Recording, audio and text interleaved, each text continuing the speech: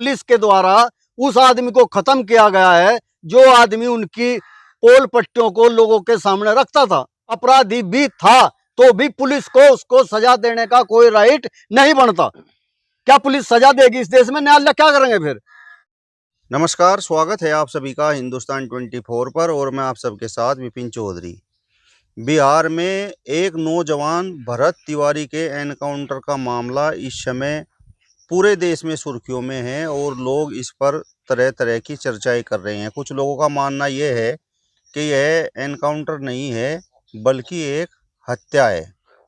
आज इस घटना पर हम बात करेंगे और बातचीत करने के लिए आज हमारे साथ सीनियर एडवोकेट ब्रह्मपाल गुर्जर जी मौजूद हैं। ब्रह्मपाल जी, बहुत बहुत स्वागत है आपका हिंदुस्तान 24 पर। विपिन चौधरी जी, हम आपका भी स्वागत करते हैं, आपके चैनल का स्वागत करते हैं, आपके दर्शकों का। आप आए, आपका बहुत बहुत धन्यवाद।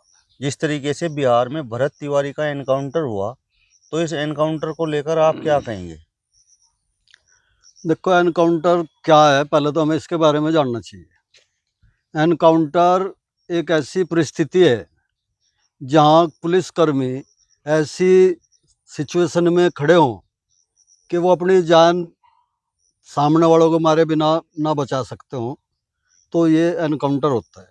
और जिस आप एनकाउंटर को एक कानून व्यवस्था बनाने की चीज़ मानते हैं, ये अधिकार केवल पुलिस को ही नहीं, ये आम आदमी को भी उतना ही अधिकार है। अगर उसकी भी जान कहीं संकट में है इस तरीके से, और वो कानून की सहायता नहीं ले सकता या उसको जो है कोई दूसरा बचने का रास्ता नहीं है, तो उसको भी अधिकार है कि वो भी अपनी जान बचाने के लिए सामने वाले पे जो है हमला कर सकता है, भले उसकी जान उसमें चली जाओ। तो एनकाउंटर को किस तरीके से मिसयूज किया जाता है, ख़ास तौर से भारत के अंदर जो आज सरकार है जिसको आप भाजपा कहते हैं, उसको इसने इस तरीके से पेल दिया लोगों पे कि जातियां देखते हैं, धर्म देखते हैं और सुविधा के आधार पे लोगों की हत्या की जाती है एनकाउंटर के नाम पर। मैं इसको इस दृष्टि से देखता हूँ कि भरत तिवारी का जो आप एनकाउंटर कह रहे, वो किसी भी सूरत में एनकाउंटर नज़र नहीं आता, हत्या नज़र आती है। कुछ वीडियोज दिखाई दिए सोशल मीडिया पर, उसमें दिख रहा कि उसने जो है रिवॉल्वर को फेंक दिया पुलिस के सामने। उसके बाद भी बिना हथियार के क्या खतरा पुलिस को पैदा होगा, ये मेरी समझ से बाहर की बात है। तो मैं इस पर ये सोचता हूँ कि ये एक हत्या है और शायद ये हत्या जो है अफसोसजनक है। ऐसी हत्याएं इस देश के अंदर हर दिन होती हैं, हर रोज होती हैं। उसमें केवल एक अंतर है कि इस हत्या पर जो हा हल्ला इस देश के अंदर खड़ा है, वो इसलिए खड़ा है कि भरत तिवारी है, ब्राह्मण समाज से है, भाजपा के समाज से है।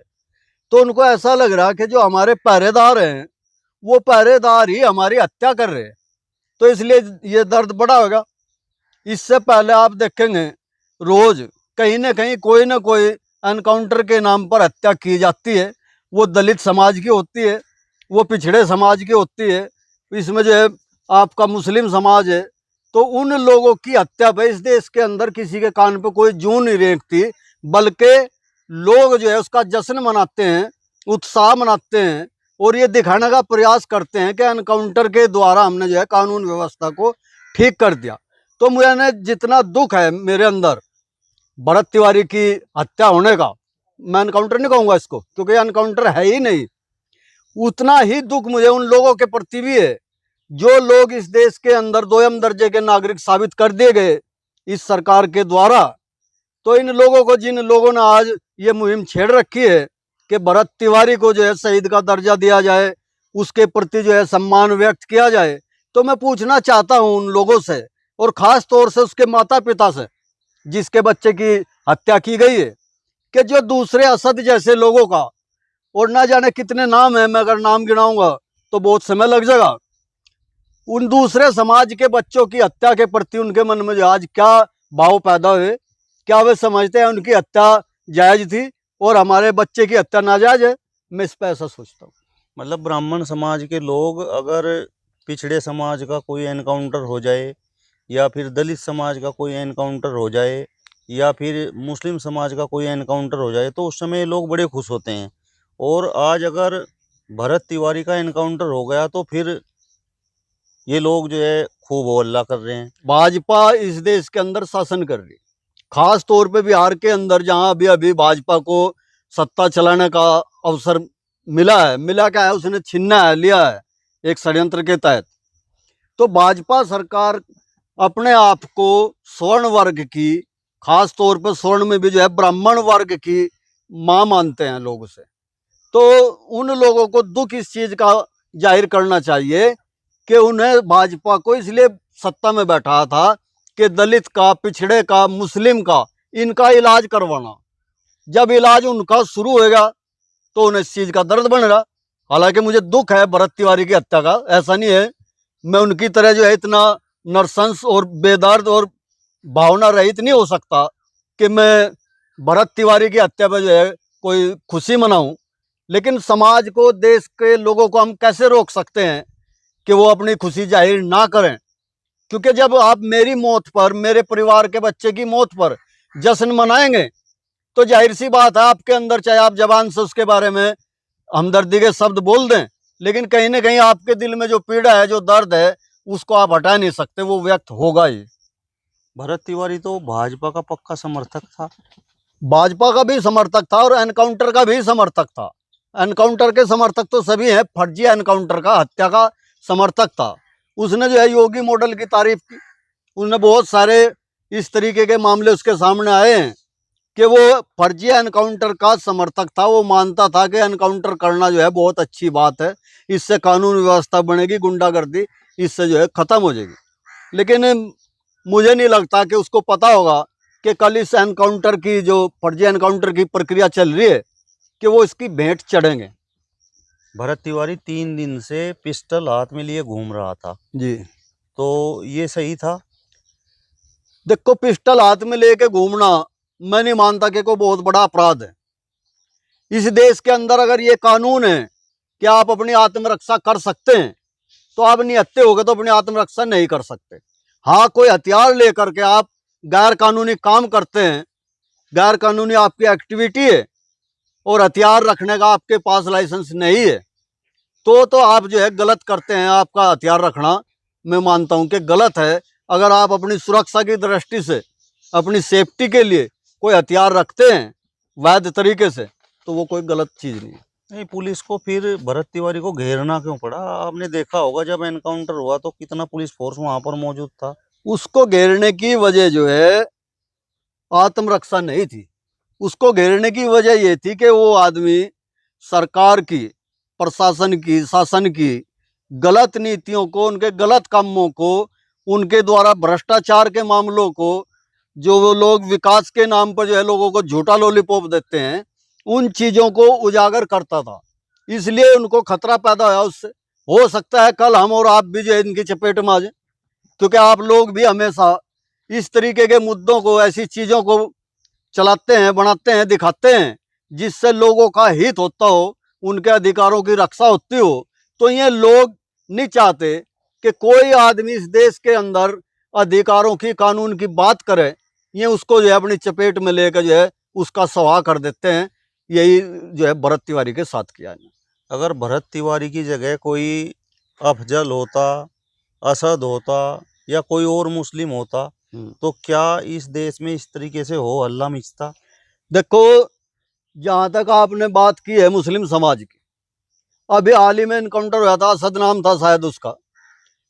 इस देश का जो सुप्रीम कोर्ट है, मुझे जो है बहुत शर्म आती है सुप्रीम कोर्ट पे, उसके बारे में सोच के जो है मैं ये सोचता हूं कि उसने अपने अधिकारों का, जो इस देश के कानून ने उसको दिए हैं, उनको सरेंडर कर दिया है। एनकाउंटर करना जो है रेयर स्थिति में हो सकता है, जहां इतनी बड़ी आफत खड़ी हो सकती है, और सामान्य परिस्थिति में जो काम इस देश के न्यायालयों ने करना चाहिए, उस काम को पुलिस को सौंप दिया। पुलिस का काम मात्र व्यवस्था बनाए रखना है, व्यवस्था बनाकर अपराधी को कानून के सामने पेश करना है, साक्ष्य प्रस्तुत करने हैं। उन साक्ष्यों के आधार पर कोर्ट जो है उसको सजा देता है। सजा देने का काम सुप्रीम कोर्ट, हाई कोर्ट ने जो है और तमाम कोर्टों ने पुलिस को सौंप दिया।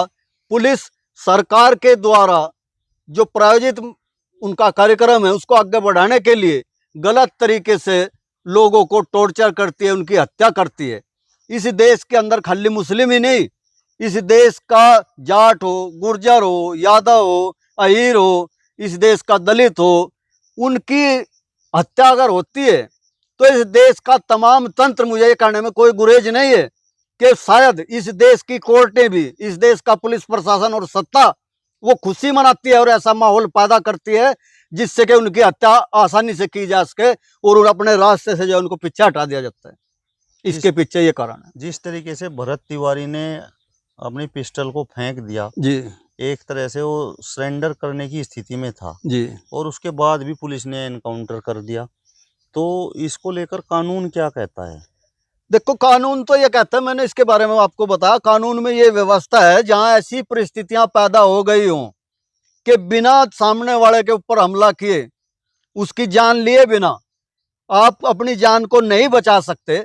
इसके अलावा अन्य किसी परिस्थिति में पुलिस को किसी के ऊपर हमला करने का, टॉर्चर करने का या गोली चलाने का कोई राइट पैदा ही नहीं होता।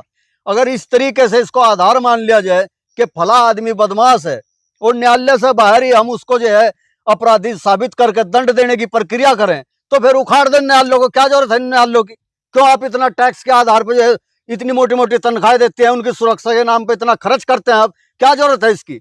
हर आदमी अपने आधार पर जो है निर्णय करेगा कि कौन अपराधी है और उसको दंड दे देगा।